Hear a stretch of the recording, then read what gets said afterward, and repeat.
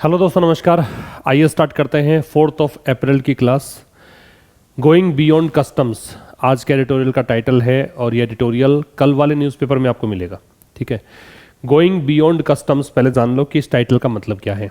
गो मतलब जाना, बियॉन्ड का मतलब के परे, ये एक प्रेपोजिशन होता है, और कस्टम्स है ये नाउन है।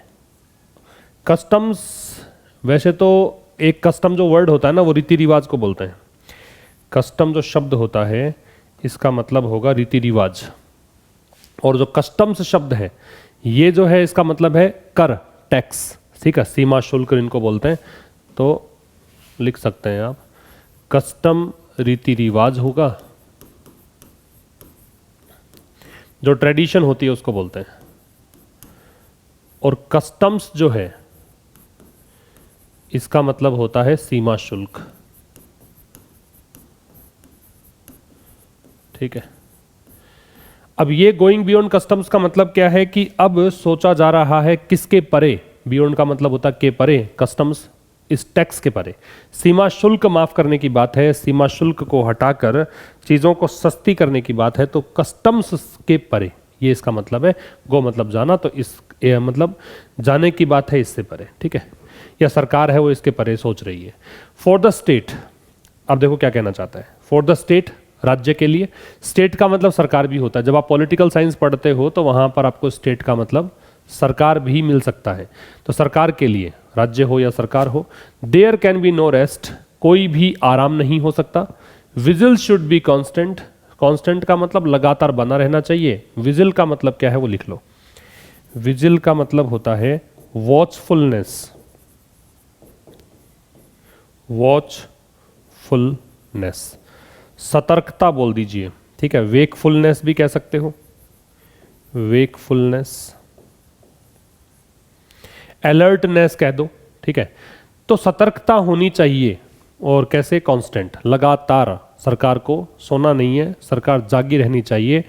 And the endeavour should be to address, endeavour का मतलब होता है एफर्ट्स। और प्रयास क्या होना चाहिए, प्रयास होना चाहिए टू एड्रेस इश्यूज। एड्रेस का मतलब है ठीक करना, सही करना। ठीक है, एड्रेस जब क्रिया के रूप में आता है तो इसका मतलब होता है किसी चीज को सॉर्ट आउट करना, ठीक करना, या फिर उसकी तरफ ध्यान देना। और यहां प्रयास होना चाहिए कि ध्यान दें या सॉर्ट आउट करें उन मुद्दों को। मुद्दे कौन से, जो संबंधित है, रिलेटिंग में लगेगा टू, किससे संबंधित है, पब्लिक वेलफेयर कंटिन्यूली।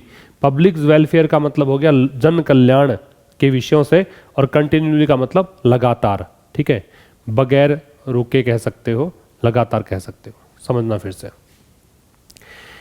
यहां पे जो नो रेस्ट है इसकी वर्ब तो है कैन बी, विजिल है इसकी वर्ब है शुड बी, एंडेवर है इसकी वर्ब है शुड बी। शुड के दो काम होते हैं।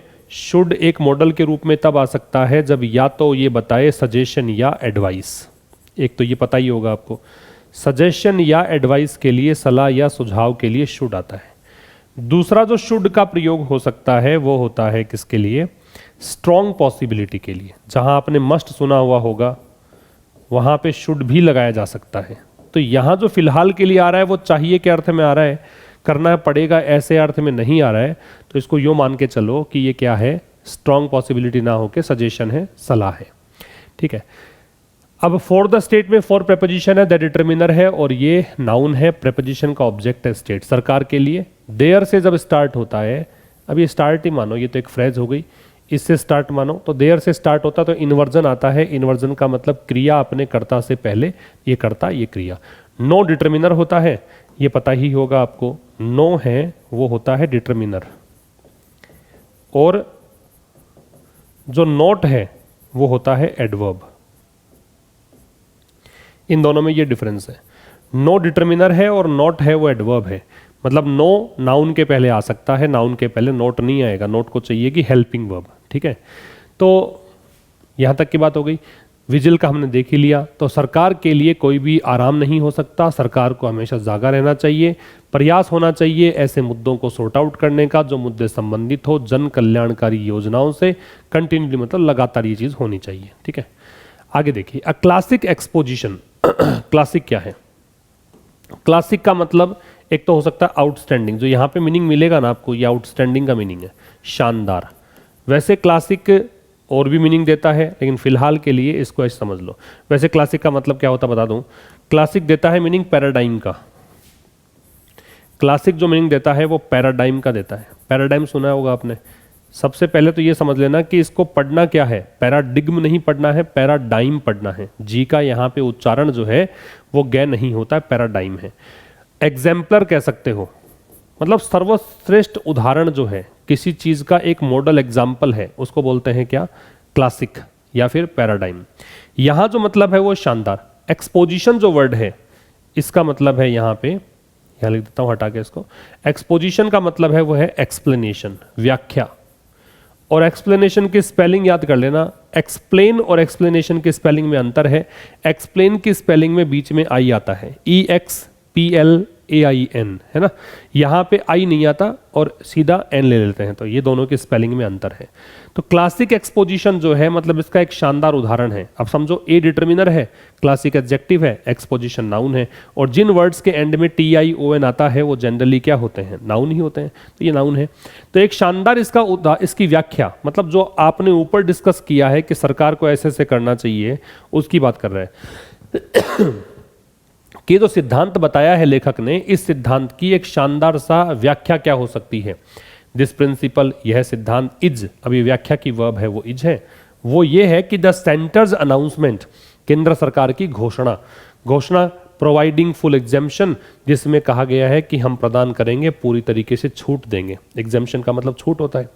किससे, फ्रॉम बेसिक कस्टम्स, जो मूल रूप से कस्टम्स ड्यूटी ली जाती है, सीमा शुल्क लिया जाता है, किसके लिए, सभी दवाइयों के लिए, ड्रग्स का मतलब दवाइयाँ, और भोजन के लिए, खाद्य पदार्थ के लिए, इंपोर्टेड जो कि आयात किया जाता है, किसके लिए, ट्रीटमेंट के लिए। ट्रीटमेंट, इलाज किसका, दुर्लभ बीमारियों का। बीमारियां कौन सी, तो सूचीबद्ध है, लिस्टेड है, किसके तहत है, इसके तहत। और ये फुल फॉर्म याद रखना, और बाकी इसकी शॉर्ट फॉर्म आपको आगे इस एडिटोरियल में NPRD के नाम से मिलेगी, ठीक है। एन एंटी कैंसर ड्रग, और ये ड्रग मतलब ये एक ऐसी दवा है जो कैंसर के रोगियों को दी जाती है, इसका नाम है ये पेम्ब्रोलिजुमाब, ठीक है। ये आपके जनरल नॉलेज का प्रश्न हो गया। अब समझना फिर से, क्लासिक एक्सपोजिशन एक सर्वश्रेष्ठ एक व्याख्या जो इस सिद्धांत की है। प्रिंसिपल की स्पेलिंग ये भी होती है PRINCIPAL, और एक ये स्पेलिंग है PLE, ये होता है प्रधानाचार्य, ठीक है, मुख्य जो होता है वो। और ये जो है प्रिंसिपल, ये सिद्धांत है। तो इसका एक सर्वश्रेष्ठ सिद्धांत का सर्वश्रेष्ठ व्याख्या ये हो सकती है कि केंद्र सरकार ने यहाँ पे अनाउंस किया है, जिसमें कहा गया है कि पूरी तरीके से छूट देंगे। छूट किससे, तो एग्जेम्पशन किससे है, वो फ्रॉम लगेगा इसमें। एग्जेम्पशन है बेसिक कस्टम्स ड्यूटी से, किसके लिए, सभी दवाइयों और फूड के लिए। कौन से फूड और दवाइयाँ जो इंपोर्ट की जाती है, ये इंपोर्टेड यहाँ पे एडजेक्टिव है, फूड का भी और ड्रग्स का भी, ठीक है। किसके लिए, ट्रीटमेंट के लिए। ट्रीटमेंट किसका, रेयर डिजीज का। रेयर डिजीज कौन सी, जो कि लिस्टेड है, किसके तहत, इस NPRD के तहत। और किसके लिए, एंटी कैंसर एक दवाई है जिसका नाम ये वाला है, ठीक है। इसका स्क्रीनशॉट ले सकते हो आप। आगे आओ, आगे कह रहा दिस एड्स बेनिफिट। अब ये जो चीज हुई है, ये घोषणा हुई है, ये यहां पे लाभ बढ़ा देगी, ऐड कर देगी बेनिफिट्स में। बियॉन्ड का मतलब के परे, दोज ऑलरेडी इनकॉर्पोरेटेड, उनके अतिरिक्त ये कुछ लाभ और जोड़ देगी जो पहले से ही शामिल है। इनकॉर्पोरेटेड का मतलब होता है इन्वॉल्व, शामिल, इंक्लूडेड, ठीक है। तो जो लाभ पहले से शामिल है उसके अलावा और भी लाभ जुड़ जाएंगे इन द पॉलिसी। पॉलिसी में अब ब्रैकेट में दे रखा है ओरिजिनली फॉर्मुलेटेड इन 2017। फॉर्मुलेट का मतलब है फोर्ज करना, ड्राफ्ट करना, ठीक है। बनाना मान लो, लिख लेना हिंदी में बनाना। तो ये मूल रूप से पॉलिसी कब बनी थी, 2017 में। Finalised just under a year ago, और इसको अंतिम रूप दिया गया था केवल 1 साल पहले, ठीक है। Just under a year ago, under लगाया है मतलब 1 साल का टाइम भी नहीं लगा था, 1 साल के भीतर ही हो गया था। अब समझना, दिस की वर्ब है वो एड्स है, एड का मतलब जोड़ना है, बेनिफिट्स का मतलब लाभ है, बियॉन्ड प्रेपोजिशन है, दोज यहां पे प्रोनाउन है। मैं बता दूं आपको, दिस दैट दीज दोज जो होते हैं, दिस दैट दीज और दोज, ये जो चीजें होती हैं इनके साथ में अगर कुछ भी नहीं लग रखा है आगे, मतलब आगे अगर नाउन नहीं है, मैं सीधा सीधा नाउन की बात ही कर लूं, अगर नाउन नहीं है तब तो आप ऐसे मान लेना कि ये प्रोनाउन है। और ये कौन से प्रोनाउन है? डेमोन्स्ट्रेटिव, मैं इसको शॉर्ट में लिख रहा हूं, डेमोन्स्ट्रेटिव प्रोनाउन है, ठीक है। और अगर इनके बाद में नाउन है, इन्हीं वर्ड्स की बात कर रहा हूं, अगर इनके बाद में दिस दैट दीज दोज के बाद में नाउन है, ठीक है, तो ये मान के चलना कि ये क्या है, ये डेमोन्स्ट्रेटिव एडजेक्टिव है, क्योंकि नाउन को मॉडिफाई करने का काम कौन करता है? एडजेक्टिव करता है। तो ये दो बातें आपको ध्यान रख लेनी है। तो यहां पे ये प्रोनाउन है क्योंकि आगे नाउन नहीं है, ठीक है। क्या कह रहा है आगे समझो। तो ये और बेनिफिट्स को ऐड करता है उसमें, किसके अलावा? जो पहले से शामिल थे, किसमें? पॉलिसी में। पॉलिसी कौन सी है?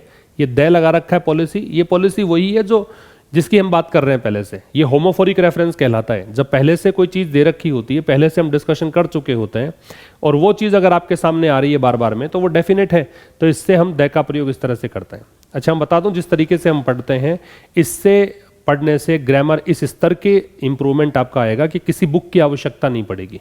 कोई भी ग्रामर की बुक पढ़ने की ज़रूरत नहीं है अगर आप इस तरीके से अप्रोच करते हैं किसी भी एडिटोरियल को, किसी भी इंग्लिश टेक्स्ट को। आगे कह रखा है कि ये पॉलिसी के बारे में बता रखा है, ओरिजिनली एडवर्ब है, LYR है, फॉर्मुलेटेड एडजेक्टिव है, ठीक है। वैसे तो क्रिया होती है, लेकिन ये फॉर्मुलेटेड जो है इस पॉलिसी के लिए दे रखा सीधा बिना वर्ब के, इसका मतलब ये एडजेक्टिव है, ये इसका मॉडिफायर एडवर्ब है, इन प्रेपोजिशन है, इसका ऑब्जेक्ट 2017 है। और जब भी ईयर की बात करते हो, वर्ष की बात करते हो, तो इनका प्रयोग करते हैं, ध्यान रखना। अगर पर्टिकुलरली उसी ईयर की बात कर रहे हो तो 2017 की बात है। और कह रहा है कि फाइनलाइज की गई थी इस स्कीम को केवल 1 साल का टाइम ही हुआ और उसके अंडर ही ये हो गया था।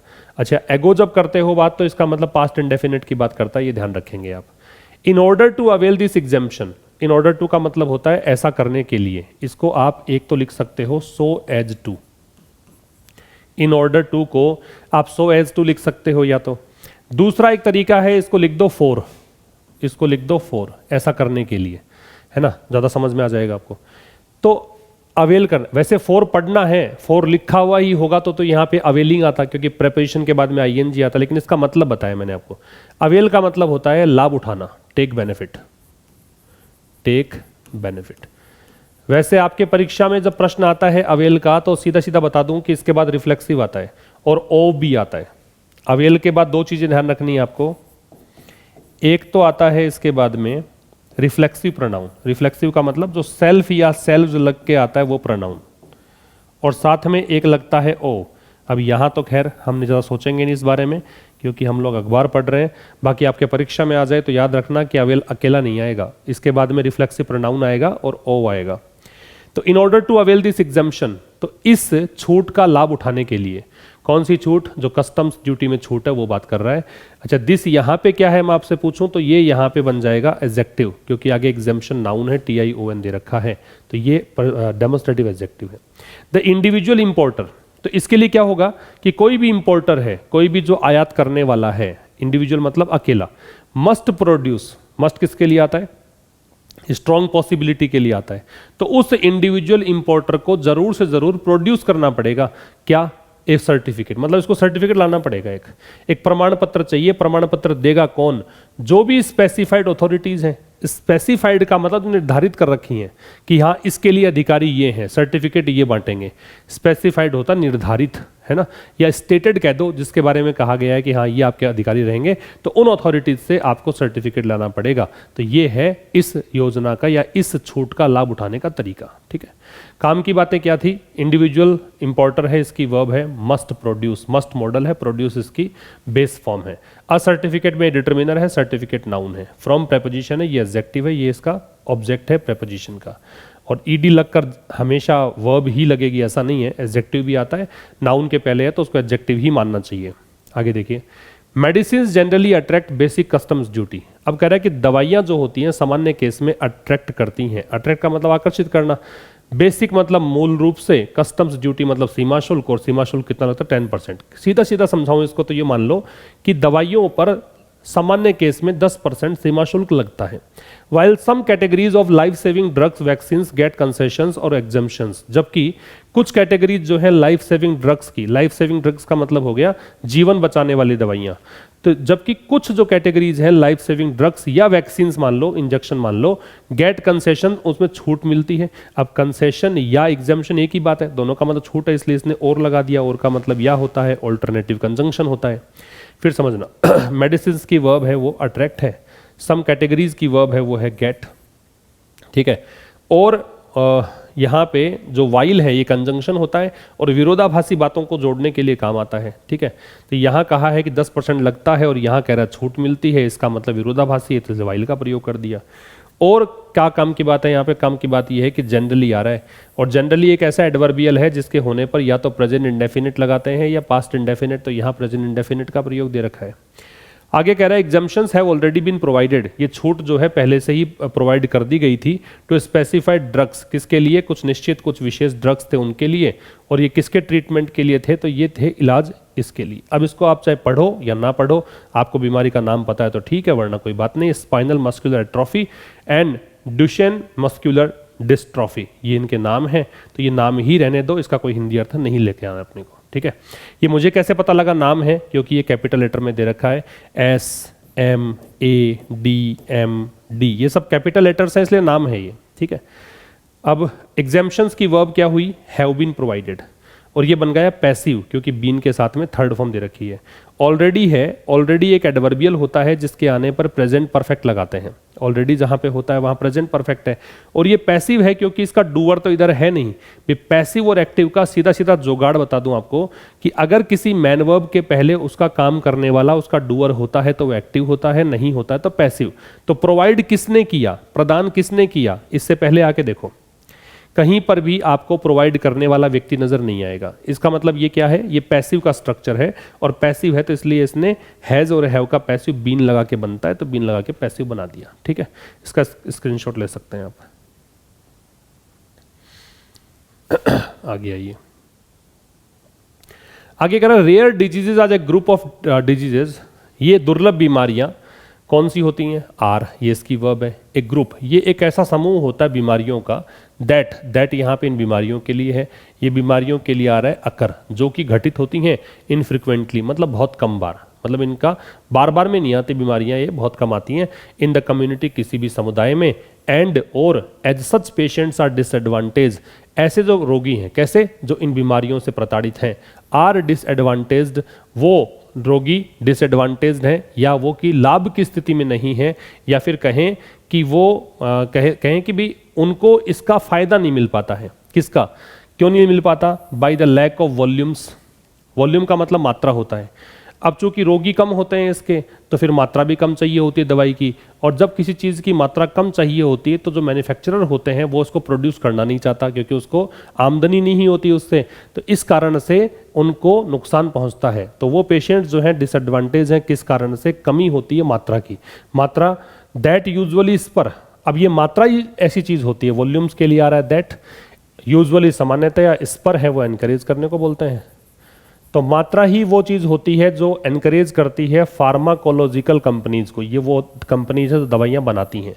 इनटू प्रोड्यूसिंग, किसके लिए? प्रोड्यूस करने के लिए, उत्पादन करने के लिए, किसका? जीवन बचाने वाली दवाओं का। समझ में आ गई बात? सब्जेक्ट है रेयर डिजीजेज, वर्ब है आर। दैट है रिलेटिव प्रोनाउन, अपने एंटेसिडेंट को कनेक्ट करेगा डिजीजेज को, इसकी वर्ब है अकर। अकर का मतलब होता है हैपन, घटित होना।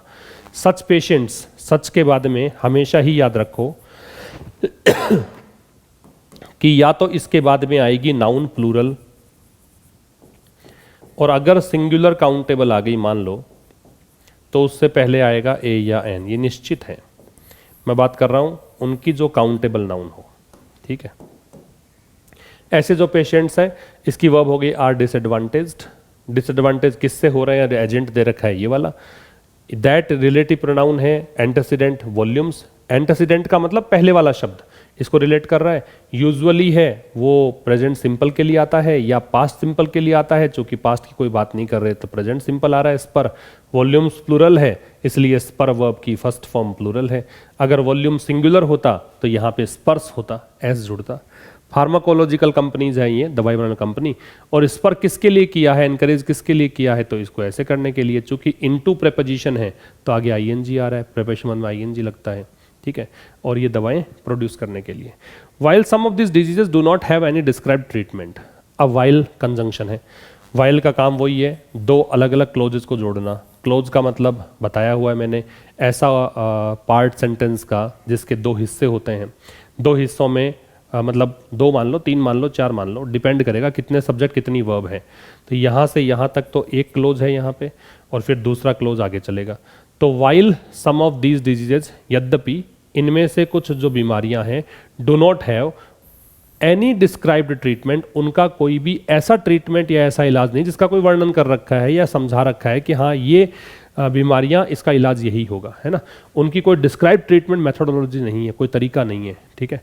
वेरेवर ट्रीटमेंट एग्जिस्ट, लेकिन फिर भी जहां कहीं भी ट्रीटमेंट एग्जिस्ट होता है, जहां कहीं भी ट्रीटमेंट मिल जाता है, the drugs have to be imported, तो वहां पे दवाइयों को क्या करना पड़ता है, आयात करना पड़ता है। And cost are prohibitive, prohibit का आपने आज तक ये सुना होगा निषेध है, मनाही है, लेकिन प्रोहिबिटिव एक एडजेक्टिव है और इसका मतलब ये भी हो सकता है क्या, एक्सेसिव। इसका मतलब है एक्सेसिव या एक्सोर्बिटेंट।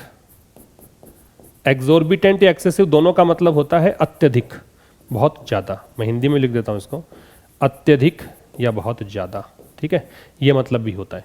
तो कह रहा है कि हालांकि सम ऑफ दीज डिजीजेस, इनमें से कुछ दवाइयाँ जो हैं उनकी मतलब बीमारियां जो हैं उनका कोई डिस्क्राइब्ड ट्रीटमेंट मेथोडोलॉजीज नहीं है, कोई तरीका नहीं बता रखा कि ट्रीटमेंट ये होगा। लेकिन जहां कहीं भी ट्रीटमेंट उपलब्ध होता है वहां ड्रग्स को इंपोर्ट करना पड़ता है और कॉस्ट बहुत ज़्यादा होती है, और कॉस्ट ज़्यादा होती है तो putting it out of the reach of most people, तो ये अधिकांश लोगों की रीच से बाहर हो जाती है कॉस्ट, अधिकांश लोगों के पहुंच से बाहर हो जाती है दवाइयाँ, क्योंकि वो इतनी कॉस्ट होने के कारण दवाइयाँ खरीद नहीं पाते। अब सब्जेक्ट वर्ब की बात करें तो सम यहाँ पे सब्जेक्ट है, इसकी वर्ब है डू नॉट हैव। नॉट ये आपका एडवर्ब हो गया, adverb negation, do helping verb, have man verb. Treatment verb subject है, एग्जिस्ट वर्ब है। ड्रग सब्जेक्ट है, हैव वर्ब है। और यहाँ पे कॉस्ट सब्जेक्ट है तो आर वर्ब है, ठीक है, ये सब्जेक्ट वर्ब हो गई। इसके अलावा काम की बात ये थी कि सम जो है वो डिटर्मिनर होता है वैसे तो, लेकिन नाउन होना चाहिए आगे। अब जब नाउन नहीं है इसके बाद में तो इसको बोलो प्रनाउन। सम यहाँ पे प्रनाउन का काम कर रहा है क्योंकि आगे नाउन नहीं है इसके, ठीक है। और तो काम का उसके अंदर कुछ है नहीं। ये वाला देख सकते हो, हैव टू दे रखा है। हैव टू अंडर कंपल्सन वाली कंडीशन डिनोट करता है कि ऐसा करना पड़ता है। जैसे आई हैव टू टीच, मुझे पढ़ाना पड़ता है। यू हैव टू स्टडी, आपको पढ़ना पड़ता है। ही हैज़ टू कम, उसे आना पड़ता है। तो वही है, पैसिव बना रखा है चूंकि इंपोर्ट करने वाला तो कोई है नहीं। मैंने बताया वो तरीका याद रखो कि अगर मैन वर्ब से पहले कोई भी काम करने वाला नहीं होता है तो वो पैसिव मानो। तो इंपोर्ट करने वाला कौन है कोई नहीं पता, इसलिए ये पैसिव है। पैसिव है तो देखो बी के साथ थर्ड फॉर्म दे रखा है आपको, ठीक है। और तो इसके अंदर कुछ नहीं। और ये पुटिंग है, प्रेजेंट पार्टिसिपल है, ऐसा करते हुए। चूंकि कॉस्ट ज़्यादा है तो इसने ऐसा कर दिया। तो दो काम जब साथ में होते हैं जिसको सिमल्टेनियस एक्शंस बोलते हैं, और उसमें एक काम कंटिन्यूअस एक्शन में जाता है तो उसे प्रेजेंट पार्टिसिपल बोलते हैं। आईएनजी फॉर्म ये एडजेक्टिव बनाती है, वर्बल एडजेक्टिव बोलते हैं, प्रेजेंट पार्टिसिपल बोलेंगे। इसका स्क्रीनशॉट ले सकते हो आप। नेक्स्ट पे हो, मैंने कहा था आपको फुल फॉर्म या वो देख लेना कि शॉर्ट फॉर्म क्या होती है उसकी। तो एनपीआरडी जो हमने बात की थी वही। एस्टिमेट्स, एस्टिमेट का मतलब होता है पूर्वानुमान लगाना, एक लगभग एक आइडिया लगाना। तो इसका आइडिया है दैट फॉर ए चाइल्ड, कि एक बच्चा है उसके लिए जिसका वजन, वेइंग, वे का मतलब वजन मापना होता है, तोलना होता है, 10 किलोग्राम वजन है। तो जो एनुअल कॉस्ट है, जो वार्षिक लागत लगेगी ट्रीटमेंट की, इलाज की, कुछ रेयर डिजीजेज के लिए वो हो सकता है, मैं बताता है संभावना। वेरी का मतलब होता है डिफर होना। ये VARY है, देख लेना ढंग से, इससे वैरायटी बनता है। VERY हो तो इसका मतलब होता है अधिक, और VARY है ये क्रिया है, इसका मतलब होता है डिफर होना, अलग अलग होना, वैरायटी होना। तो ये इलाज जो है इसकी कॉस्ट हो सकती है डिफर, कहाँ से कहाँ तक, from 10 lakh to more than 1 crore रुपये पर ईयर। एक मतलब 10 लाख रुपए से लेकर 1 करोड़ से ज़्यादा हो सकता है हर साल उसकी cost, with treatment being life long, और ट्रीटमेंट हो सकता है पूरी जिंदगी चले। And drug dose and cost increasing with age and weight, और ड्रग की डोज जैसे अगर छोटा बच्चा है तो उसको थोड़ा सा कम मात्रा में दवाई देनी पड़े, जैसे जैसे बड़ा होगा ज़्यादा मात्रा में दवाई देनी पड़े, और छोटे बच्चे की दवाई थोड़ी सस्ती आए तो जैसे जैसे एज बढ़ेगी तो दवाइयाँ महंगी होनी शुरू हो जाए, ऐसा पॉसिबल है, ये मतलब है इसका। तो NPRD की वर्ब है वो एस्टिमेट्स है, सिंगुलर है इसलिए एस जोड़ रखा है। एनुअल कॉस्ट की वर्ब जो है द एनुअल कॉस्ट, इसकी वर्ब है मे वेरी, मे मॉडल है इसलिए बेस फॉर्म है। अगर सीधा वेरी ही होता तो यहाँ पे वेरीज होता, क्योंकि कॉस्ट सिंगुलर है और इसमें कोई सब्जेक्ट वर्ब तो थे नहीं। बस इतना ध्यान रखना है कि वेरी करेगा अगर कोई चीज़ तो वो शुरुआती बिंदु भी बताएगा और अंतिम बिंदु भी बताएगा, कहाँ से कहाँ तक की रेंज है ये बताएगा। तो शुरुआत यहाँ से हो रही है, एंड वहाँ पे हो रहा है। मोर के साथ देन लगता है, डिग्री कंपैरेटिव है, ठीक है, और इसमें कुछ विशेष बात नहीं है। आगे देखिए, the duty exemption will lead to substantial savings for patients. Substantial का मतलब लिख लो, इंपॉर्टेंट वर्ड है, बहुत बार आता है। कंसिडरेबल या फिर सिग्निफिकेंट कह सकते हो, बहुत ज़्यादा। सिग्निफिकेंट या कंसिडरेबल काफ़ी ज़्यादा को बोलते हैं क्या, सब्सटेंशियल। द ड्यूटी एग्जाम्पशन का मतलब हो गया जो कर में छूट है। ड्यूटी का मतलब कर्तव्य भी होता है, लेकिन हम लोग यहाँ पे टैक्स पढ़ रहे हैं तो टैक्स की जो छूट है, will lead to, lead to की जगह पे आप रिजल्ट इन भी लगा सकते हो। लीड टू की जगह पे क्या लगा सकते हो, रिजल्ट इन। तो कह रहा है कि जो ये कर में जो छूट है ना, ये हो सकता है कि किस में चेंज हो जाए, सब्सटेंशियल सेविंग्स में, मतलब काफ़ी ज़्यादा यहाँ पे बचत होने लग जाए। किसके लिए, पेशेंट्स के लिए, है ना। तो कर में जो छूट मिल रही है उससे ये होगा कि यहाँ पे पेशेंट्स को बढ़िया बचत हो जाएगी पैसों की। ऑर्गेनाइजेशंस लॉबिंग, लॉबिंग का मतलब है एडवोकेटिंग। ऐसी संस्थाएं जो एडवोकेट कर रही हैं, जो कि वकालत कर रही है, जो सपोर्ट कर रही है, किसको, फॉर सपोर्ट फॉर पेशेंट्स, है ना। तो कुछ लॉबी है, लॉबी का मतलब ग्रुप भी होता है, एक ऐसा ग्रुप जो एडवोकेट करता है, सपोर्ट करता है। तो वो संस्थाएं जो कि किसके लिए हैं, पेशेंट्स के सपोर्ट के लिए। विद रेयर डिजीज, कौन से पेशेंट जिनको दुर्लभ बीमारियां हैं, वो ऑर्गेनाइजेशंस, इसकी वर्ब है हैव वेलकम्ड, उन्होंने स्वागत किया है। किसका, द मूव, इस कदम का। कौन सा कदम है, ये सरकार ने जो छूट दी है टैक्स में, कस्टम ड्यूटी हटाई है, उसकी बात है। तो चूंकि मूव निश्चित हो गया तो दे लग गया। Which will grant much needed relief, which किसके लिए आ रहा है, विच यहाँ पे इस मूव के लिए आ रहा है। तो इस कदम से क्या होगा, इससे ग्रांट मतलब प्रदान करना है। तो ये जो मूव है वो ग्रांट करेगा, प्रदान करेगा मच नीडेड, जो बहुत ज़्यादा ज़रूरी रिलीफ है, राहत है, किसको, पेशेंट्स को, एंड देयर फैमिलीज, और उनके परिवारों को। अ रे ऑफ होप, एक आशा की किरण है, in an otherwise bleak treatment scenario, किसमें, अन्यथा जो ब्लीक, ब्लीक मतलब होता है ग्लूमी, जो दुख भरा या फिर उदासी या निराशाओं भरा ट्रीटमेंट, इलाज, सिनारियो का मतलब परिदृश्य, माहौल। सो वैसे अगर देखें तो ये ट्रीटमेंट बहुत ही मनहूस टाइप का होता है, बहुत पैसा लग जाता है, बहुत मानसिक परेशानियां होती हैं। उस प्रकार के माहौल में ये एक आशा की किरण साबित होगा, ये कहना चाह रहा है। ऑर्गेनाइजेशंस की वर्ब है वो तो है हैव वेलकम्ड, प्रेजेंट परफेक्ट है। और विच है वो रिलेटिव प्रोनाउन है, मूव के लिए आ रहा है, तो इसकी वर्ब है वो विल ग्रांट है, ठीक है। अच्छा, मच नीडेड ये काम का है, ये बता देता हूँ। नीडेड है वो पास्ट पार्टिसिपल है, तो याद रखना कि मच का प्रयोग जनरली हम तब करते हैं जब पास्ट पार्टिसिपल हो। पास्ट पार्टिसिपल का मतलब है वर्ब की थर्ड फॉर्म से मतलब है, ठीक है। और वेरी जनरली लगता है तब, वेरी जो है वो जनरली तब लगता है जब क्या हो, प्रेजेंट पार्टिसिपल हो। प्रेजेंट पार्टिसिपल से मतलब हो गया V0 के साथ में ING। तो ये दोनों कहानी याद रखनी है आपको। वेरी लगेगा प्रेजेंट पार्टिसिपल से पहले और मच लगेगा पास्ट पार्टिसिपल से पहले। ये थोड़ा सा डिफरेंस आप याद रखेंगे। तो नीडेड आ रहा है यहाँ पे, तो इसलिए मच का प्रयोग करेंगे। अब आप ये मत सोचना कि नीडिंग कर दूं, क्या नीडिंग होता नहीं है, इसलिए यहाँ तो पॉसिबल नहीं है। बाकी जहाँ भी ING लगेगा, जैसे वेरी इंटरेस्टिंग होता है ना, ING लगा, लेकिन मच इंटरेस्टेड होता है, इंटरेस्टेड करते ED लगते ही थर्ड फॉर्म लगते ही मच आ जाता है। ये आप स्क्रीनशॉट ले सकते हो। नेक्स्ट देखो, while rare diseases are defined by, अब वाइल फिर वही काम है, कंजंक्शन है और दो विपरीत वाक्यों को जोड़ने का काम करेगा, है ना।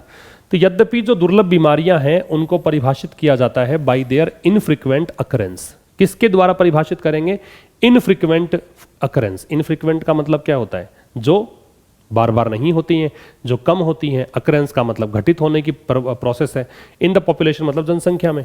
तो यद्यपि जो दुर्लभ बीमारियां हैं उनकी परिभाषा ये है कि ये वो बीमारियां हैं जो जनसंख्या में बहुत कम होती हैं, ठीक है। फिर भी देखो, अब ये नया क्लोज है, द शेयर नंबर, जो टोटल नंबर है, शेयर का मतलब होता है टोटल, कंप्लीट, परफेक्ट।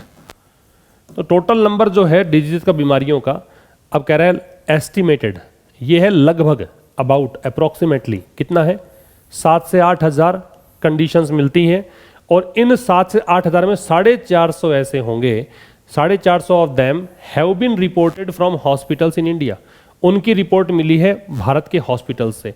और जो नंबर ऑफ पीपल है with some form of rare disease in India, और जो संख्या है लोगों की किसी रूप में कैसे भी मान लो दुर्लभ बीमारियों के, वो कितना है, 100 मिलियन है। मेक इट अ प्रॉब्लम, तो ये दोनों चीजें, एक तो टोटल नंबर इतना और एक ये संख्या, ये एक समस्या पैदा करती है, जिसको कि अब ये समस्या के लिए दैट है, इस समस्या को क्या नहीं कर सकते आप, इग्नोर नहीं किया जा सकता, ठीक है। फिर समझना, रेयर डिजीज की वर्ब है वो आर डिफाइंड है, पैसिव है बी के साथ थर्ड फॉर्म, और ये कौन कर रहा है डिफाइन, तो आगे वाला फैक्ट कर रहा है।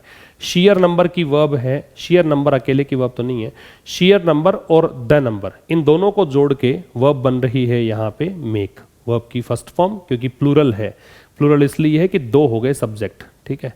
और 450 जो है 450 इसकी वर्ब है वो हैव बीन रिपोर्टेड है, ये पैसिव है, ठीक है। दैट रिलेटिव प्रोनाउन है, इस प्रॉब्लम के लिए आ रहा है, इसकी verb can not be ignored है, और बी के साथ थर्ड फॉर्म है तो ये भी पैसिव है, उपेक्षा करना, नेग्लेक्ट करना। फिर समझ लो कि यद्यपि जो दुर्लभ बीमारियां हैं उनकी परिभाषा ये होती है कि ये जनसंख्या में बहुत कम होती हैं, फिर भी जो टोटल नंबर है डिजीजेस का, जो लगभग 7 से 8 हज़ार कंडीशंस हैं, 450 जो उनमें से हैं उनकी रिपोर्ट भारत में हॉस्पिटल से मिली है, जबकि भारत में किसी न किसी प्रकार की दुर्लभ बीमारी से पीड़ित लोगों की संख्या की अगर बात करें तो वो संख्या कितनी है, लगभग 100 मिलियन। यहाँ 450 ही बता रहे हो आप, तो इसका मतलब ये बड़ी समस्या है कि आपको पता ही नहीं चल रहा, आप डिटेक्ट नहीं कर पा रहे, डायग्नोज नहीं कर पा रहे, तो इसको इग्नोर नहीं किया जा सकता, इस समस्या को, ये मतलब है, ठीक है। और फिर कह रहा है कि when the NPRD was released, जब इसको रिलीज किया गया, जब ये आंकड़े जारी किए गए, ये इसकी वर्ब हो गई। इट अंडरलाइंड, तो इसने रेखांकित किया, द मैग्नीट्यूड, मैग्नीट्यूड मतलब साइज, आकार, एंड स्पेसिफाइड, और ये बात स्पेशल तरीके से या क्लियरली बताई, दैट की demands could only be considered in the context of the available scarce resources. Demands की जो मांग है, कुड ओनली बी कंसीडर्ड, उनको माना जा सकता है, इन द कॉन्टेक्स्ट, इस संदर्भ में, संदर्भ क्या है, जो उपलब्ध सीमित संसाधन है उनके संदर्भ में, that would have to be use judiciously, और इन संसाधनों के लिए दैट आया है, इन संसाधनों को would have to, will have to का पास्ट किया है, करना पड़ेगा, बी यूज्ड, प्रयोग, जुडिशियसली मतलब सेंसिबली, जुडिशियली का मतलब होता है सेंसिबली। तो जुडिशियस जो होता है वो एक एडजेक्टिव होता है, OUS दे रखा है इसमें, इसका मतलब होता है सेंसिबल, जो समझदार है वो जुडिशियस है, ठीक है। तो क्या कह रहा है कि जब NPRD को रिलीज किया गया तो इसने रेखांकित किया, अंडरलाइन करने का मतलब रेखांकित करना ही होता है, जैसे मैंने इसको अंडरलाइन किया, तो मैं चाह रहा हूं कि आपका ध्यान इस पर जाए, हाईलाइट करना होता है, तो इसने रेखांकित किया किसको, आकार को, साइज को, और स्पेसिफाई किया, और इस बात को क्लियरली यहां पे बताया, that demands could only be considered, की मांग जो है उन पर विचार किया जा सकता है, किस आधार पे, कि संसाधन बहुत सीमित हैं जिनका कि इस्तेमाल कैसे करना चाहिए, पूरे कॉमन सेंस से, समझदारी से किया जाना, करना पड़ेगा। While striking A note for the goal of affordable health care, strike a note का मतलब होता है किसी चीज के बारे में जोड़ देना, किसी खास चीज के बारे में बताने को बोलते हैं स्ट्राइक ए नोट। अच्छा, वाइल जब लगता है उसके बाद में क्रिया लगाते हो सीधा तो ING, बीच में नहीं, जब सीधा लगाते हो। अब ऐसा मत सोचना कि बीच में जैसे वाइल ही आ रहा है, आप सोचो ING कैसे नहीं आया, तो ये तो सब्जेक्ट आ गया है यहाँ पे, लेकिन इस वाइल को देखोगे तो इसके ठीक बाद में क्रिया है, इसलिए ING है, ठीक है। तो कह रहा है कि जो गोल है, लक्ष्य है किसका, अफोर्डेबल हेल्थ केयर का, हेल्थ केयर तो पता ही है, चिकित्सा, ये सब अफोर्डेबल, जिसको कि वहन कर सकें, जिसको कि खर्चा उठाया जा सके, तो ये जो लक्ष्य है कि हेल्थ केयर अफोर्डेबल हो, इस कि इसके चर्चा करते हुए या इस पर जोर देते हुए गवर्नमेंट मस्ट इंश्योर, गवर्नमेंट को जरूर से ये सुनिश्चित करना पड़ेगा that its directions are followed in full, कि इसके निर्देश, किसके निर्देश, सरकार के निर्देश, उनका पालन किया जाए इन फुल मतलब पूरी तरीके से completely. Besides staying the course to innovate solution, किसके अतिरिक्त, मतलब एक काम तो ये करना पड़ेगा, इसके अलावा एक काम और है, काम ये है staying the course. Stay the course मतलब एक रास्ते पे रहना है ना, कोर्स रास्ता होता है, स्टे मतलब ठहरना होता है। और रास्ता कौन सा है, टू इनोवेट मतलब नवीनीकरण करने का। क्या नवीनीकरण करने का, सॉल्यूशंस मतलब हल निकालते रहो। For this category of patients, इस प्रकार की कैटेगरी के जो पेशेंट दुर्लभ बीमारियां होती हैं उनका सॉल्यूशंस तो ढूंढते ही रहना है, साथ में गवर्नमेंट के आदेशों का पालन भी करना है, पूरी तरीके से करना है। तो कह रहा है कि अफोर्डेबल हेल्थ केयर को अगर आप थोड़ा ढंग से लें, अगर अफोर्डेबल हेल्थ केयर की ही बात करें, इस पर ही जोड़ दें, तो गवर्नमेंट को ये करना पड़ेगा। ये हो गया ऑब्लिगेशन, ये हो गया आपका मजबूरी कि ऐसा करना पड़ेगा। अच्छा, 3 चीज़ें बता दूं आपको मैं, ये इंश्योर होता है, ये होता है सुनिश्चित करना, ये आपका सुनिश्चित करना होता है। ये जो INSURE होता है, इसका भी इंश्योर ही होता है, मतलब ये भी इंश्योर है और ये भी इंश्योर है, दोनों का मतलब ही क्या है, इंश्योर। फर्क ये है कि यहां तो सुनिश्चित करना है और इसका मतलब होता है बीमा करना, और बीमा का मतलब प्रोटेक्शन मानो आप, है ना। और एक होता है ASSURE अश्योर, ये होता है आश्वासन देना। अगर आप किसी को आश्वासन देते हो तो अश्योर करते हो, अगर आप किसी को इंश्योर करते हो तो सुनिश्चित करते हो, और ये इंश्योर का मतलब बीमा करना है, ठीक है। अच्छा, इट्स आ रहा है, पजेसिव एडजेक्टिव है, कई बार अपोस्ट्रोफी भी आ जाता है इसके अंदर, वो इट इज होता है, ये ध्यान रखो।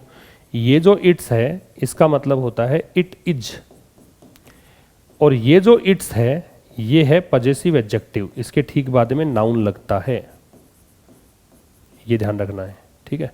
तो क्या कह रहा है कि ऐसा करते हुए कि ये जो आपने लक्ष्य रखा है कि हेल्थ केयर अफोर्डेबल हो, लोग इसका खर्चा खुद से उठा सकें, ऐसा करते हुए इस पर जोर देते हुए गवर्नमेंट को यहाँ सुनिश्चित करना पड़ेगा कि इसके डायरेक्शंस को पूरी तरीके से फॉलो किया जाए।